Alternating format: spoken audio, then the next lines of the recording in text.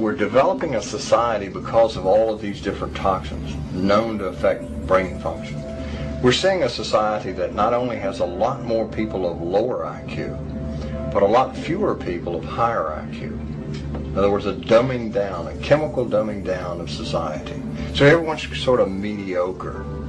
That leaves them dependent on government because they can't excel. We have these people of lower IQ who are totally dependent. Then we have this mass of people who are going to believe anything they're told because they can't really think clearly. And very few people of very high IQ who have good cognitive function who can figure this all out. And that's what they want.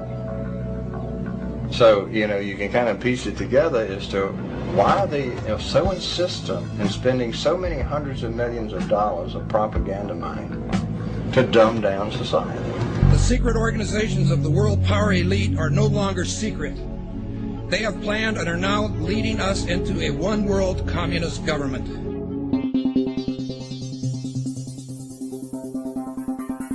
It's no longer a theory.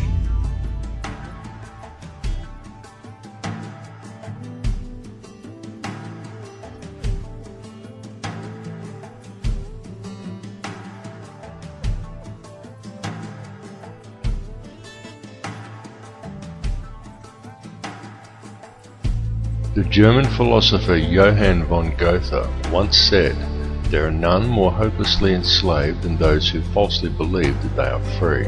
But few who hear the words ever realize that they are the ones to whom Goethe was referring.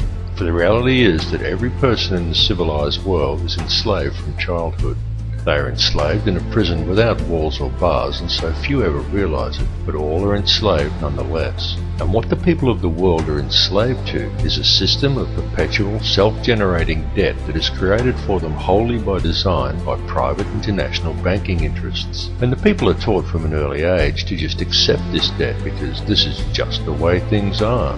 But the reality is that this is not just the way things are, but more the way things have been designed. And all one has to do is to glance around them at the state of the world today to realize that though this is the way things currently are, it is most definitely not the way things should be. The most powerful and useful tool a person can ever gain in their life is knowledge. For with knowledge comes wisdom and a deeper understanding. And real truth can be exhilarating because real truth will set you free.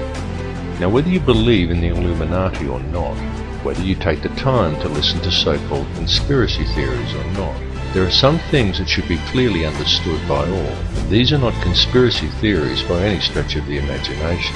They are well documented, quite traceable, and very provable facts. And these facts are as follows. There is one ruling bloodline that exists on this earth. This ruling bloodline is very old.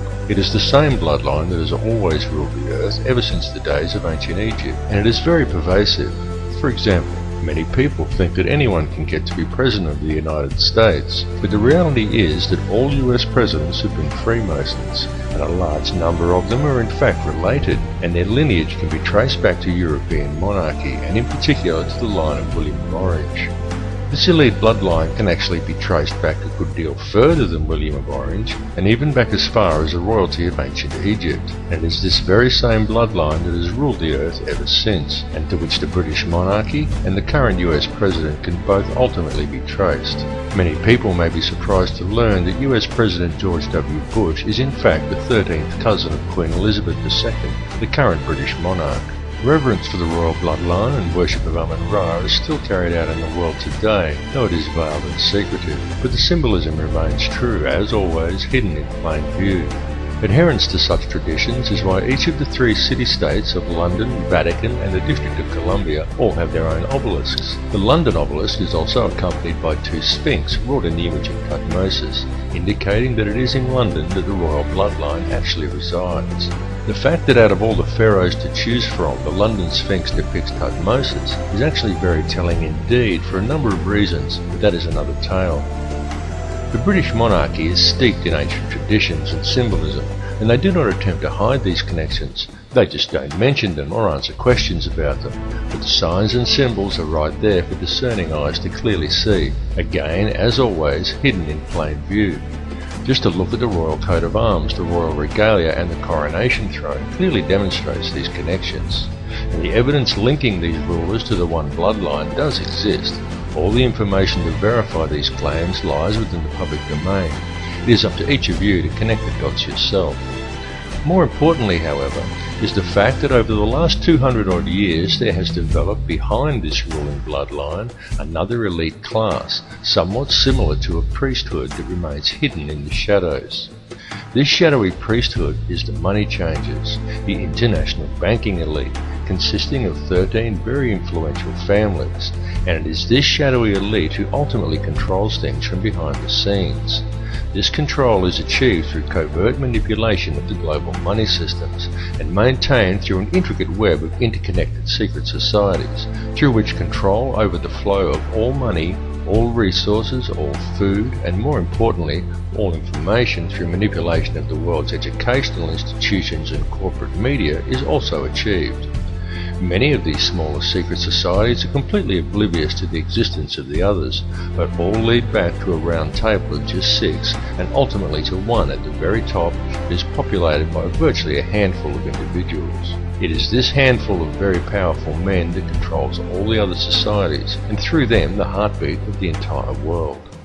The society that sits at the very top was founded on Knights Templar traditions in Bavaria in 1776 by a man called Adam Weishaupt, and this is the Order of the Illuminati.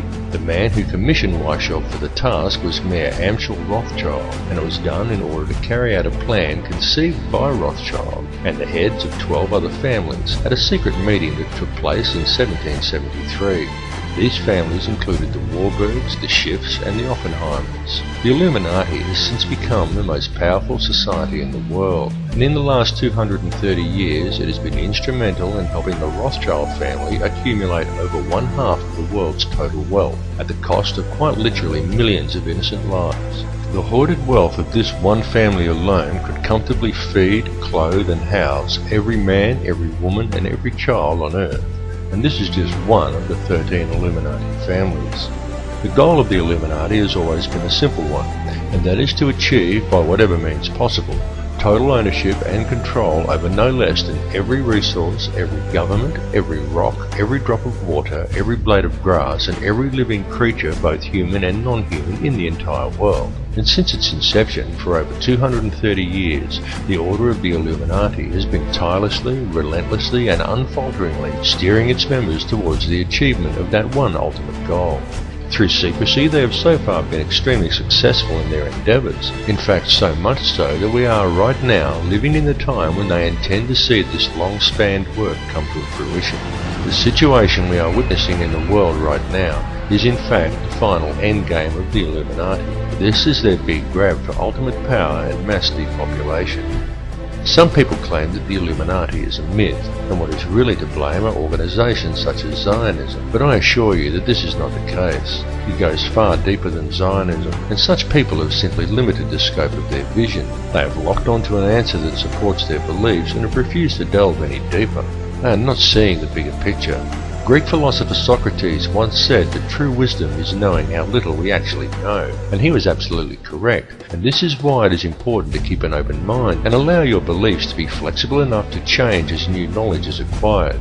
And it is important to listen to all the information and not to just that which reinforces your beliefs, because this conspiracy goes very deep, and Zionism and the Jewish influence over the money system is merely one layer of it. It goes still deeper even than the Illuminati. Those who we know as the Illuminati are merely the shadowy controllers. The plan that is unfolding in the world today is indeed an old one, and it is a plan that is very complex, but not so with the system of control that is in place to blind the people to its existence. This system of control just appears to be complex, but in reality it isn't. In reality, it's very simple, and it's very fragile. However, it is its apparent complexity that has kept it so well veiled, and it has also been kept very well hidden by constructing a conspiracy culture to breed around it, and by then promoting an air of endless ridicule towards such concepts. Indeed, the creation and proliferation of such a culture and promotion of constant ridicule towards it has been one of the Illuminati's most valuable assets in obscuring the reality of the society's existence.